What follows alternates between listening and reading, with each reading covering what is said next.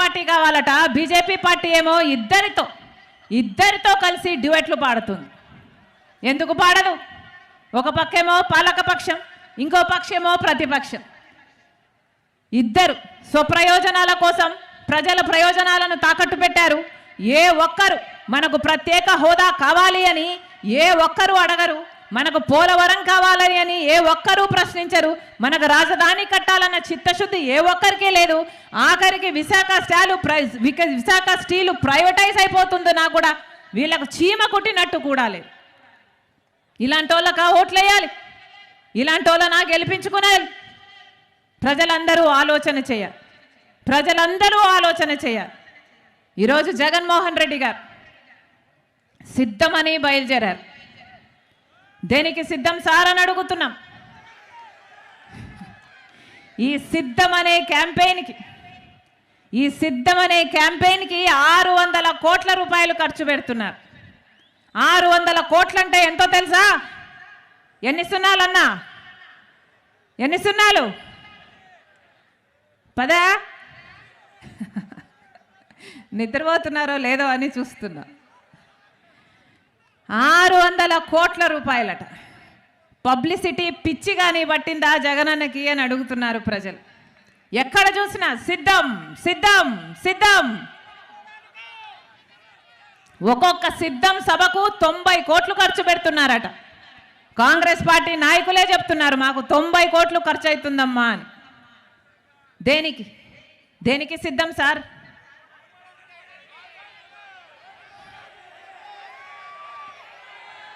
మళ్ళీ 8 లక్షల కోట్లు అప్పు చేయడానికి సిద్ధమా? మళ్ళీ బీజేపీ పార్టీతో అక్రమ పొత్తు పెట్టుకోవడానికి సిద్ధమా?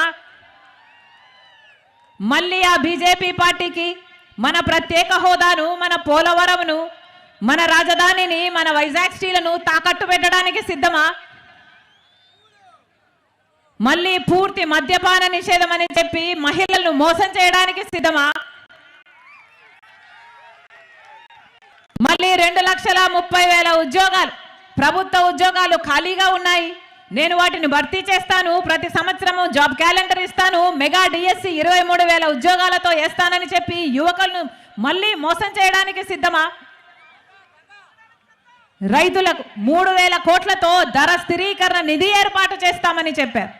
మళ్ళీ రైతుల్ని మోసం చేయడానికి సిద్ధమా? దేనికి సిద్ధం?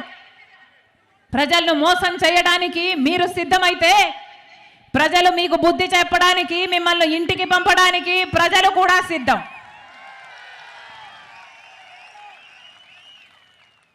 ఎక్కడైనా విన్నారా? ఎవరైనా టీచర్ ట్రాన్స్ఫరో, పోలీస్ ట్రాన్స్ఫరో, ఒక ఉద్యోగస్తుడు ట్రాన్స్ఫర్ గురించి విన్నారు? ఇలా వైసీపీ పార్టీలో ఒక క్యాండిడేట్ ఒకవైపు నుంచి ఇంకొక ప్రాంతానికి ట్రాన్స్ఫర్ విన్నారా?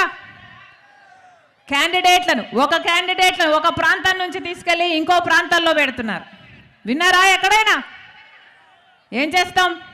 కలికాలం. మొన్నగా అన్నని అడిగాను, ఏమిటన్నా ఇలా నాన్ లోకల్ అవుతాడు కదా, ఒక క్యాండిడేట్ని తీసుకొచ్చి ఇంకొక చోట పెడితే ఎలా ఓట్లేస్తారన్నా అని అడిగాను. ఎందుకు చేస్తున్నారన్నా, ఎట్లా వర్కౌట్ అవుతుంది అని అడిగాను. అంటే ఆయన ఏం చెప్పాడో తెలుసా?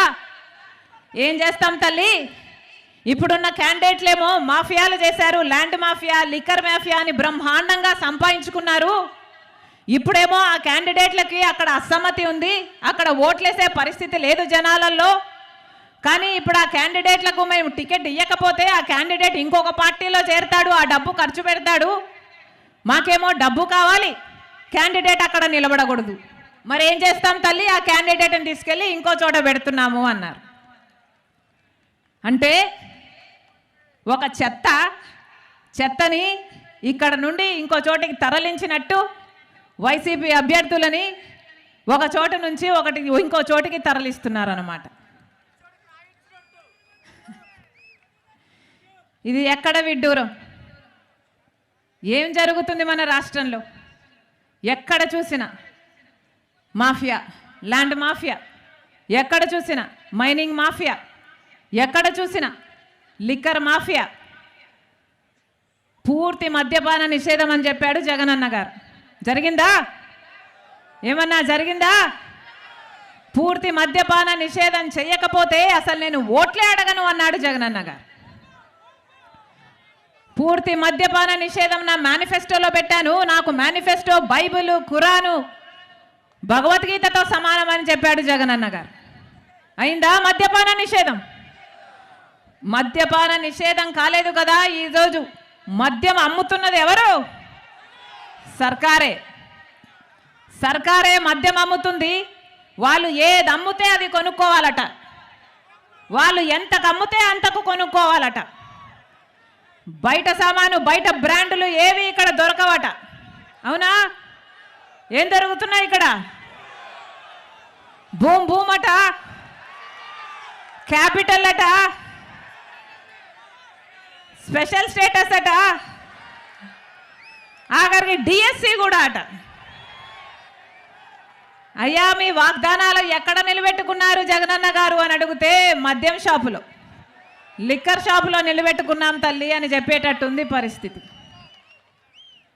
ఇది కాదా జరుగుతున్నది?